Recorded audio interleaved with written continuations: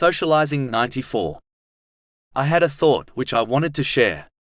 It is strange how many people often label others as selfish, even though they are the ones being selfish. According to them, being selfish is when one chooses their own happiness while contradicting the choice, opinion, and happiness of someone else. This is not selfishness according to Islam, unless the rights of others are being violated in one's pursuit of their lawful worldly choice.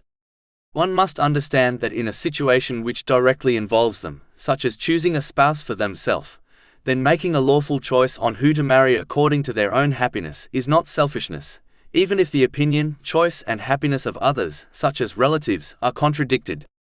In reality, the one who demands others to follow their opinion and happiness, even though the situation does not directly involve them, such as their relative choosing a spouse, is the selfish person. When a lawful situation directly involves a person, they should consider the opinions of others, but in no way is it selfish for them to choose what makes them happy, as long as the rights of others are not violated. It is an act of sincerity to others when one puts aside their opinion and choice in situations that does not directly involve them, and instead only considers the happiness of the people directly involved in the situation, such as the couple getting married.